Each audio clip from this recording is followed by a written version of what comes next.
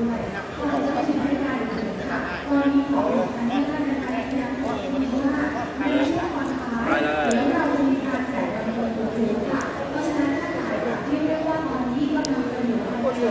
ุณผู้ชมคะช่วงนี้ยังอยู่กับงาน Bus and Truck 18นะคะกับอีกหนึ่งวันที่มีความน่าสนใจด้านหลังของโอ๊ตเห็นไหมว่าเป็นรถที่น่ารักในการตกแต่งแล้วก็มีตัวการ์ตูนต่างๆเพราะว่า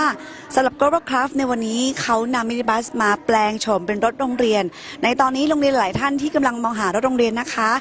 อันนี้เป็นหนึ่งบริษัทที่น่าสนใจแต่ว่าเรื่องของรายละเอียดต่างๆเนี่ยโอ๊ตจะไม่สามารถให้ข้อมูลได้มีท่านอีกหนึ่งท่านจาก Global Craft ค่ะสวัสดีค่ะสวัสดีครับ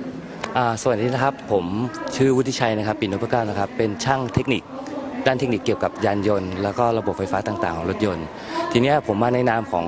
บริษัท Global Craft วันนี้ก็จะมาให้ดูเกี่ยวกับรถของผมก็คือรถ Hino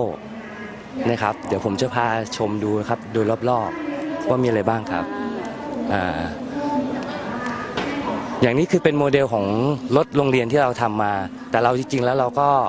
ทำรถเกี่ยวกับโดยสารทั่วไปที่ตอนนี้ที่รถตู้เขาจะเปลี่ยนหมดอายุแล้วมาใช้ของเราอันนี้คือเป็นโมเดลของเราก็จะมีระบบของฮีโน่เลยทั้งหมดมาเรื่อยๆก็จะเป็นลายการ์ตูนของเด็กๆที่เราอาจจะชอบตอนสมัยเรียนนะครับมาข้างหลังก็จะมีพวกระบบเซฟตี้ต่างๆอาทิเช่นเราจะมี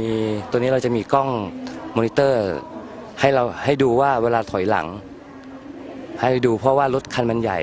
ต้องมีการถอยหลังที่ปลอดภัยครับผม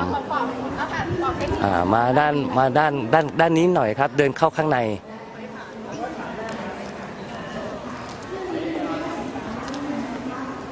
ส่วนข้างบนนี้ครับก็จะเป็นประตูปกติเราเดินเข้าจะมีระบบเซ็นเซอร์นับเด็กนะคันนี้นะครับนับว่าถ้าสมมุติมีเด็กนักเรียนขึ้นไป10 คนลงมาก็ต้อง10 คนเป็นการรีเช็คว่านักเรียนไม่อยู่ในนี้แล้วจะมีระบบเซ็นเซอร์ต่างๆที่อยู่ข้างบนรถนั้นนะครับเชิญชมครับ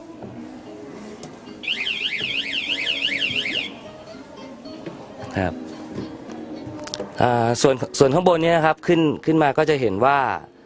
เรามีระบบความปลอดภัยอาทิเช่นระบบเซ็นเซอร์จับการเคลื่อนไหวต่างๆมีกล้อง CCTV เพื่อบันทึกการทำงานอะไรต่างๆในแอเรียในนี้มีเบาะสวยๆให้เด็ก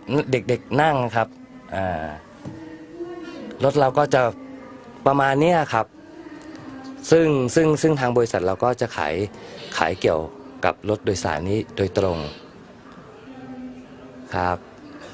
พวกวินพวกอะไรอย่างนี้ครับแล้วเราก็มีสิ่งอำนวยความสะดวกแอร์เราก็เย็นความเย็นของเราอยู่ประมาณที่18,000 BTU ให้ความเย็นมากใช่ครับมีกี่ที่นั่งมีประมาณตอนนี้รถเราก็มีประมาณ20 ที่นั่งนะครับบวก1 คนขับเต็มที่เลยนะครับเบาะนั่งสบายครับมีไฟแสงสีอะไรให้เรียบร้อยมี USB ให้เด็กๆชาร์จตามเบ้านี่ครับชาร์จไว้ชาร์จโทรศัพท์อะไรนี่เดี๋ยวนี้เด็กทันสมัยจะมีโทรศัพท์ครับผมมีจอทีวีให้เด็กดูต่างๆครับอันนี้คือจำลองรถโรงเรียนอะไรนี่ครับการทำงานของเซ็นเซอร์อันนี้ก็จะมีจดจับโดยคร่าวๆครับถ้าเรื่องราคาหรืออะไรเดี๋ยวทางเซลล์จะเป็นผู้แนะนำนะครับอันนี้เป็นทางเซลล์ของบริษัทของผมนะครับสวัสดีค่ะสวัสดีค่ะแต้วเป็นเซลล์จากบริษัท Global Craft นะคะวันนี้จะมาแนะนำโปรโมชั่นแล้วก็สินค้าเป็นรถโรงเรียนของเราเดี๋ยวเชิญด้านนี้นะคะสำหรับผู้ที่จะเข้าร่วมชมในงานแล้วก็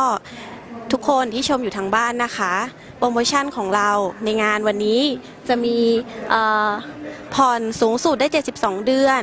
จองวันนี้แถมฟรีประกันชั้น1แล้วก็ขยายเวลารับประกัน5 ปีเข้าศูนย์ฮีโน่ได้ทั่วประเทศเลยค่ะ